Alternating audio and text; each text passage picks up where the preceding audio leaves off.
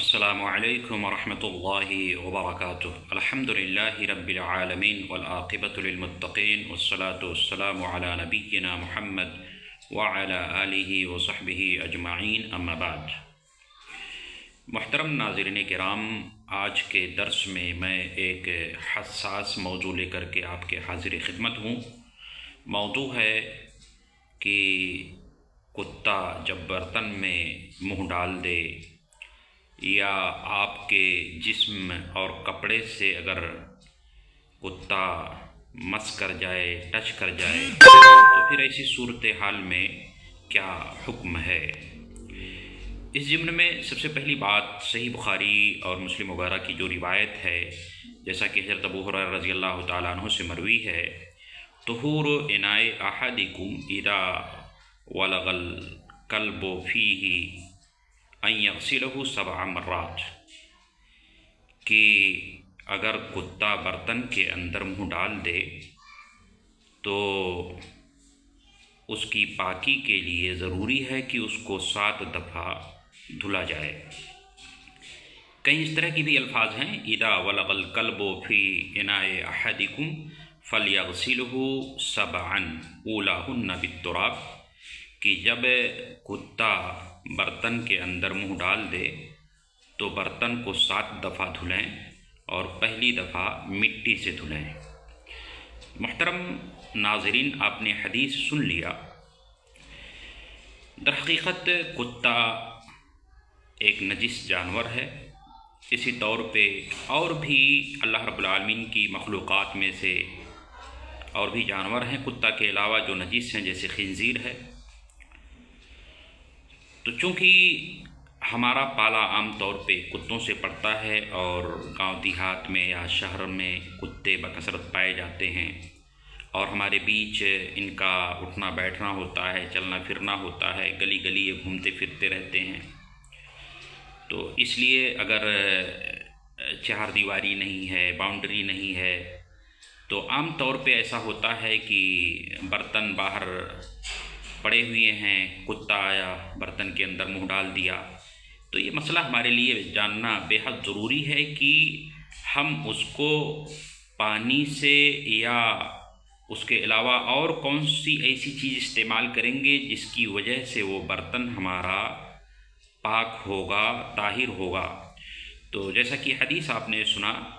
کہ برتن میں اگر کتا منہ ڈال دے تو اس کو 7 مرتبہ دھلا جائے گا، کس سے؟ پانی سے۔ اولاہن بالتراب، پہلی دفعہ مٹی سے۔ بعض دوسری روایتوں میں اخراہن بالتراب کا لفظ بھی آیا ہے کہ آخری دفعہ مٹی سے۔ کہیں ہے کہ اکفروا الثامنۃ بالتراب، کی 8ویں دفعہ مٹی سے۔ الغرض زیادہ تر جو روایتوں سے جو پتہ چلتا ہے وہ یہ ہے کہ اگر کتا برتن میں منہ ڈال دے تو ایسی صورت میں اس کو 7 مرتبہ پانی سے دھلا جائے اور 1 مرتبہ مٹی سے، کیونکہ کہیں کہیں یہ لفظ بھی آیا ہے احداہن بالتراب۔ اور اولا اور راجح بات یہ ہے کہ پہلی دفعہ مٹی استعمال کریں اور اس کے بعد 7 دفعہ پانی سے دھلیں، تب جا کر کے آپ کا برتن طاہر ہوگا، پاک ہوگا۔ تو ایک بات ہم نے یہ سمجھ لیا کہ اگر ہمارے برتنوں میں کتا منہ ڈال دے تو ہم 7 دفعہ پانی سے دھلیں گے اور پہلی دفعہ مٹی کا استعمال کریں گے۔ محترم ناظرین، حدیث کے اندر مٹی کا جو ذکر ہوا ہے وہ اس لیے کہ اطباء کے نزدیک، ڈاکٹروں کے ریسرچ کے مطابق، جو کتے ہوتے ہیں ان کے لعاب میں بیکٹیریا پایا جاتا ہے، جراثیم پائے جاتے ہیں جو نہایت خطرناک ہوتے ہیں، اور ان جراثیم کو مارنے کے لیے، ختم کرنے کے لیے مٹی نہایت ہی کارگر چیز ہے۔ صابن وغیرہ کا استعمال کرنے سے کہیں بہتر مٹی ہے۔ اگرچہ صابن بدل ہے کہ مٹی کے بجائے ہم صابن کا استعمال کر لیں، لیکن اطباء کے نزدیک مٹی جس قدر بیکٹیریا کو یا جراثیم کو مار دیتی ہے، اس کو ختم کر دیتی ہے، صابن اتنا کارگر نہیں ہوتا ہے۔ تو اور نص سے بھی یہ ثابت ہے کہ ہم مٹی کا استعمال کریں، لہٰذا بہتر یہی ہے کہ ہم برتن وغیرہ میں اگر کتا منہ ڈال دے تو ہم اس کو 7 مرتبہ پانی سے دھلیں اور پہلی دفعہ مٹی کا استعمال کریں۔ اسی طور پہ مسئلہ یہ ہے، بعض احباب کی طرف سے آیا کہ اگر ہم مثلا چل رہے ہوتے ہیں، کتا پیچھے سے آیا، ہمارے جسم سے یا ہمارے کپڑے سے رگڑ کر چلا گیا، تو کیا اس کی وجہ سے ہم ناپاک ہو جائیں گے؟ تو اس کا جواب یہ ہے، جمہور نے جو دیا ہے، جمہور کے نزدیک، جمہور علماء کے نزدیک وہ یہ ہے کہ اگر کتا یابس ہے یعنی خشک ہے، اس کا جسم بھیگا ہوا نہیں ہے اور وہ آپ کے کپڑے سے یا بدن سے ٹچ کر کے چلا جائے، تو ایسی صورت میں آپ کے اوپر اس کا کوئی ایفیکٹ نہیں پڑے گا، کوئی اثر نہیں پڑے گا، آپ پاک ہیں، صاف ہیں، آپ کو نہانے کی ضرورت نہیں ہے۔ لیکن اگر کتا بھیگا ہوا ہے، تر ہے اس کا جسم، اس کے پاؤں تر ہیں، وہ آپ کے کپڑے سے ٹچ کر گیا ہے، تو ایسی صورت میں آپ کو اپنے کپڑوں کو دھلنا واجب ہے، ضروری ہے۔ اسی طرح سے کتا کا لعاب آپ کے کپڑے سے لگ جائے یا آپ کے جسم سے لگ جائے، یا اسی طور پہ وہ آپ کے کپڑے پر پیشاب کر دے یا اس کے پیشاب کی چھینٹیں آپ کے جسم پر پڑ جائیں، تو پھر ان کا دھلنا ضروری ہے۔ ایسی صورتحال میں وہی چیز جو میں نے بتلایا تھا کہ برتن کو جس طرح 7 دفعہ دھلا جاتا ہے، ایسے ہی 7 دفعہ آپ اپنے کپڑے کو یا جسم کو دھلیں گے۔ اگر ایسا کتا آپ کے کپڑے یا بدن سے ٹچ کرے جس کا جسم بھیگا ہوا ہو، یا جس کا لعاب آپ کو لگ جائے، یا جس کا پیشاب آپ کے جسم یا کپڑے پر پڑ جائے۔ اور ایک چیز اور عرض کرتا چلوں کہ مثلا آپ باوضو ہیں اور کتا نے آ کر کے آپ کے جسم کو ٹچ کر دیا، آپ کے کپڑے کو چھو لیا، تو اس کی وجہ سے آپ کا وضو نہیں ٹوٹے گا۔ ہاں، یہ مسئلہ ہے کہ اگر اس کا جسم خشک ہے، یابس ہے اور ٹچ کیا ہے تو اس میں کوئی حرج نہیں ہے، آپ کو اپنے کپڑے کو بھی دھلنے کی ضرورت نہیں ہے، اپنے جسم کو دھلنے کی ضرورت نہیں ہے۔ لیکن اگر کتے کا جسم تر ہے، بھیگا ہوا ہے، یا اس کا لعاب آپ کے کپڑے پر لگ گیا، جسم پر لگ گیا، یا پیشاب لگ گیا، تو ایسی صورت میں آپ کو دھلنا ہے، اور وہ بھی کتنی دفعہ؟ 7 دفعہ۔ لیکن اس کی وجہ سے اگر آپ باوضو ہیں، وضو آپ نے بنایا ہوا ہے، تو آپ کا وضو نہیں ٹوٹے گا، آپ کا وضو برقرار رہے گا۔ بس تر ہونے کی صورت میں، گیلا ہونے کی صورت میں آپ کو اپنے کپڑوں کو دھلنا ہے، اور اگر وہ کتا تر نہیں ہے، بھیگا ہوا نہیں ہے، اس کا جسم خشک ہے، تو وہ اگرچہ آپ کے کپڑے کو چھو دے، آپ کے جسم کو ٹچ کر دے، اس کی وجہ سے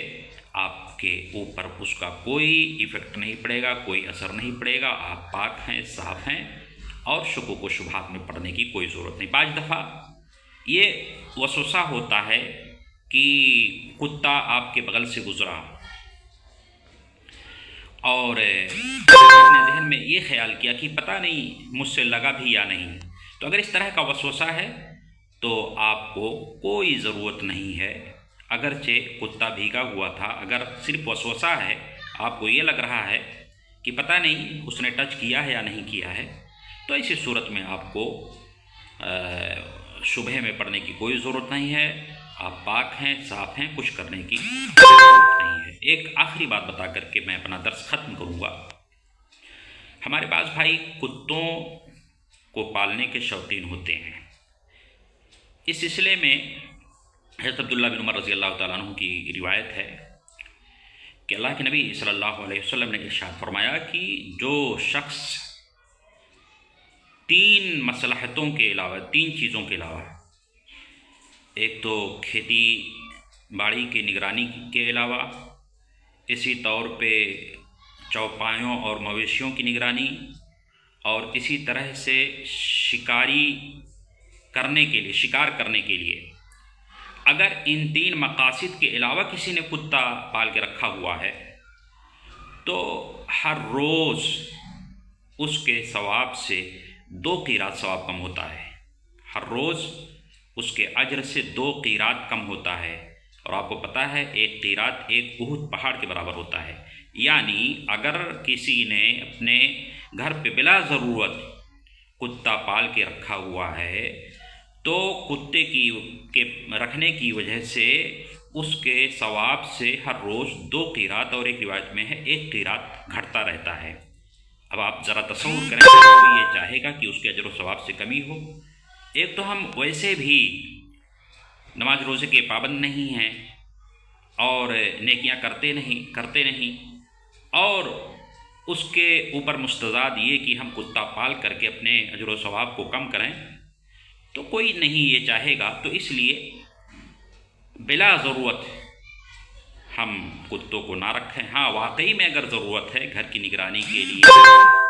چور چکاری یا چوری ڈکیتی کا بہت ڈر ہے، کھیتی باڑی کی حفاظت کے لیے